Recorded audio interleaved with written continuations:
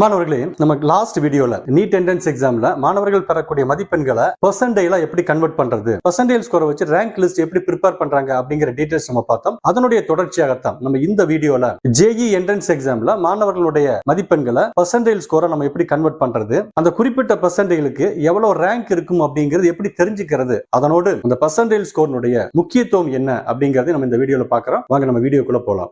JE entrance எக்ஸாமை பொறுத்தவரை national testing agency தான் இந்த எக்ஸாம் வந்து கண்டக்ட் பண்றாங்க.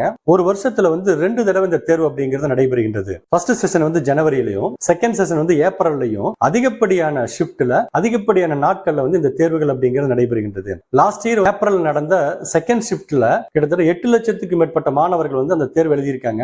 தேர்வு வந்து 7 நாட்களாக பல ஷிப்ட்ல வந்து நடத்தியிருக்காங்க. ஒரு நாள்ல வந்து 2 ஷிப்ட் அப்படிங்கிற அடிப்படையில தான் இந்த தேர்வு அப்படிங்கிறது நடைபெறுகிறது. இதுக்கு முக்கியமான காரணம், ஒவ்வொரு ஷிப்ட்லையும் சமமான எண்ணிக்கையில வந்து மாணவர்கள் தேர்வு எழுத வேண்டும் அப்படிங்கிற அடிப்படையில தான் அந்த தேர்வு அப்படிங்கிறது வடிவமைக்கப்பட்டிருக்கின்றது. அது கூட இந்த தேர்வுகளை நடத்துவதற்காக என்டிஏ வந்து different set of question paper வந்து ப்ரிப்பேர் பண்ணி வச்சிருக்காங்க. ஒவ்வொரு ஷிப்ட்லயும் தேர்வு எழுதக்கூடிய மாணவர்களுக்கு வந்து சமமான டிஃபிகல்ட்டி லெவல் क्वेश्चन பேப்பர் கிடைக்கணும் அப்படிங்கிறதுக்காக அதிகமான முயற்சி பண்ணி தான் இந்த தேர்வு நடத்துறாங்க. அப்படி இருந்தாலும் சில நேரத்துல சில ஷிப்ட்ல தேர்வு எழுதக்கூடிய மாணவர்களுக்கு வந்து ரொம்ப கடினமான வினாத்தாட்கள் எதிர்கொண்டு தேர்வு எழுதக்கூடிய ஒரு சூழல் வந்துருது. சில ஷிப்ட்ல ரொம்ப ஈஸியான क्वेश्चन பேப்பர் எதிர்கொண்டு தான் மாணவர்கள் தேர்வு எழுதக்கூடிய ஒரு சூழல் வருது. அப்ப டஃப்பான क्वेश्चन பேப்பர் எதிர்கொண்டு தேர்வு எழுதக்கூடிய நேரத்துல குறைவான மதிப்பெண்களும், ரொம்ப ஈஸியான क्वेश्चन பேப்பர் எதிர்கொண்டு தேர்வு எழுதக்கூடிய நேரத்துல உங்களுக்கு அதிகமான மதிப்பெண்களும் கிடைக்கக்கூடிய ஒரு வாய்ப்பு அப்படிங்கிறது வந்துடும். இதை சரி பண்றதுக்காகத்தான் என்டிஏ நார்மலைசேஷன் அப்படிங்கிற ஒரு டெக்னிக்கை யூஸ் பண்ணி பெர்சன்டைல் ஸ்கோரா வந்து அவங்க கன்வெர்ட் பண்றாங்க. அப்ப என்டிஏ இந்த ஜேஇ என்ட்ரன்ஸ் எக்ஸாமினுடைய மதிப்பெண்களை ஒவ்வொரு வருஷமும் பெர்சன்டைல் ஃபார்மேட்ல தான் வந்து ரிலீஸ் பண்றாங்க.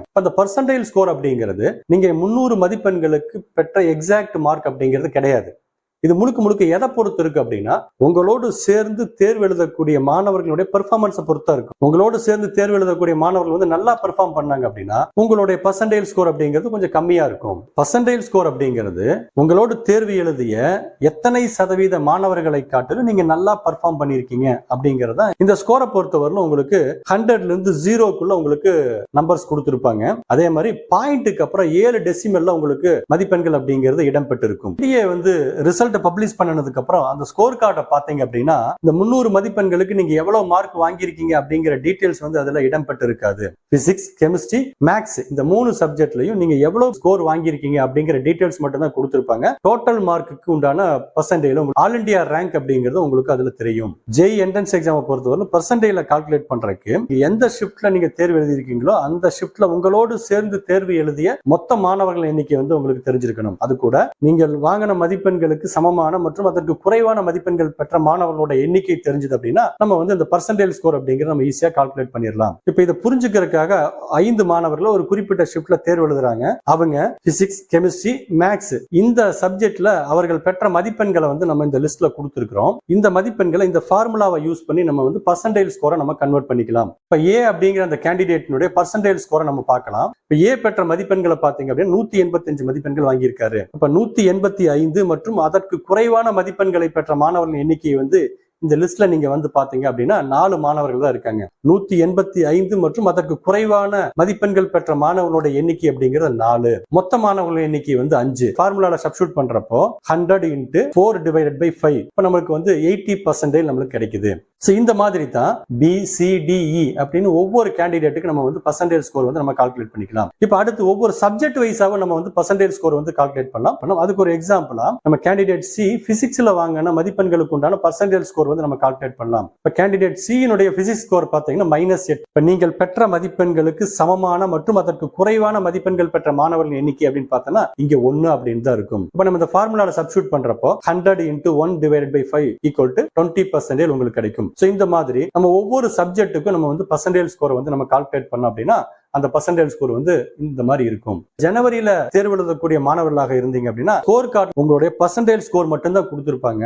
ரேங்க் வந்து கொடுத்திருக்க மாட்டாங்க. நம்ம வாங்கின அந்த பெர்சன்டைலுக்கு எவ்வளவு ரேங்க் இருக்குது, நம்ம அடுத்த ஷிப்ட்ல வந்து இன்னும் நம்ம பெட்டரா பெர்ஃபார்ம் பண்ணணுமா வேண்டாமா அப்படின்னு தெரிஞ்சுக்கிறதுக்கு ஒரு ஆர்வம் இருக்கும். இப்ப நம்ம பெர்சன்டைல வந்து எப்படி ரேங்கா கன்வெர்ட் பண்றது அப்படின்னு நம்ம பார்த்தரலாம். பெர்சன்டைல வந்து ரேங்கா நீங்க கன்வெர்ட் பண்ணணும் 2 பாராமீட்டர் நீங்க யூஸ் பண்ண வேண்டியதா இருக்கும். ஒன்னு வந்து உங்களுடைய நார்மலைஸ்டு ஸ்கோர், அதாவது உங்களுடைய பெர்சன்டைல் ஸ்கோர். ரெண்டாவது வந்து அந்த செஷன்ல எத்தனை மாணவர்கள் மாணவர்கள் தேர்வை எழுதியிருக்காங்க. அதை கண்டுபிடிக்கிறதுக்கு உண்டான ஃபார்முலாவை பாத்தீங்க அப்படின்னா 100 minus your main percentile score into total candidate who appear for the exam divided by 100. இப்ப மாணவர்களே, நீங்க கடந்த வருஷம் நீங்க வந்து பாத்தீங்கன்னா ஏப்ரல் மாசத்துல நடைபெற்ற அந்த செகண்ட் ஷிப்ட்ல 8,83,372 மாணவர்கள் தேர்வு எழுதியிருக்காங்க.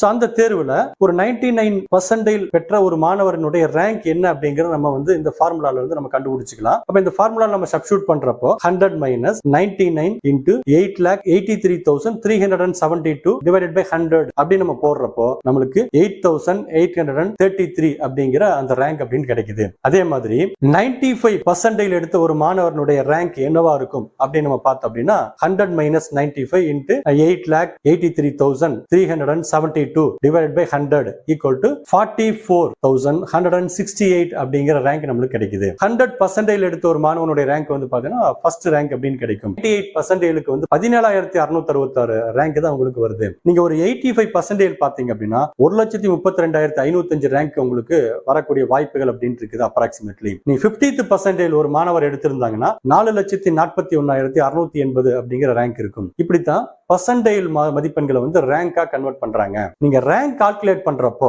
ஒரே பர்சன்டைல ஒன்றுக்கு மேற்பட்ட மாணவர்கள் ஒரு பெறக்கூடிய ஒரு சூழல் அப்படிங்கிற வர்றப்போ அப்ப டை பிரேக் பண்றதுக்காக இந்த சப்ஜெக்ட் மதிப்பெண்களை வந்து எடுப்பாங்க. என்டிஏவை பொறுத்தவரையிலும் ஒரு வருஷத்துல 2 தடவை இந்த தேர்வுகளை வந்து நடத்துறாங்க. அப்ப மாணவர்களுக்கு 2 அட்டெம்ப்ட் செய்வதற்குண்டான வாய்ப்புகள் அப்படிங்கிறது கிடைக்குது. எந்த அட்டெம்ப்ட்ல நீங்க ஹையஸ்ட் பர்சன்டைல் நீங்க வாங்கியிருக்கீங்களோ அதுதான் உங்களுடைய ஃபைனல் பர்சன்டைலா கன்வெர்ட் பண்ணிப்பாங்க. அதை புரிஞ்சுக்கிறதுக்காக நீங்க ஒரு கேண்டிடேட் வந்து ஃபர்ஸ்ட் அட்டெம்ப்ட்ல பிசிக்ஸ்ல 75% டோட்டல் பர்சன்டேஜ் வந்து 85 வாங்கியிருக்காரு அப்படின்னு நம்ம எடுத்துட்டோம்னா அதே கேண்டிடேட் ஏப்ரல்ல நடந்த செகண்ட் அட்டெம்ப்ட் எழுதுறப்போ அவருக்கு பிசிக்ஸ்ல கொஞ்சம் அதிக பர்சன்டேஜ் கிடைச்சிருச்சு. ஆனா வந்து பாத்தீங்கன்னா குறைஞ்சிருச்சு. எந்த மார்க்கை வந்து ஃபைனல் மார்க்கா எடுத்துப்பாங்கன்னு பாத்தீங்கன்னா சப்ஜெக்டினுடைய ஹையஸ்ட் வந்து எப்பவுமே பார்க்க மாட்டாங்க. டோட்டல் பர்சன்டேஜ் எந்த அட்டெம்ப்ட்ல ஹையஸ்டா இருக்குதோ அதை மட்டும் தான் எடுப்பாங்க. மாணவர்களே, இந்த வீடியோ உங்களுக்கு பிடிச்சிருந்தா சப்ஸ்கிரைப் பண்ணுங்க, லைக் பண்ணுங்க, உங்க நண்பர்களுக்கு இதை ஷேர் பண்ணுங்க. கூடவே பக்கத்தில் இருக்கக்கூடிய பெல் ஐக்கானை நீங்க கிளிக் பண்ணுங்க. அப்பதான் நம்ம போடக்கூடிய வீடியோனுடைய நோட்டிபிகேஷன் அப்படிங்கிறது உங்களுக்கு இமீடியட்டா வந்து சேரும். நம்ம மீண்டும் ஒரு முக்கியமான டாபிக்ல சந்திக்கலாம். நன்றி.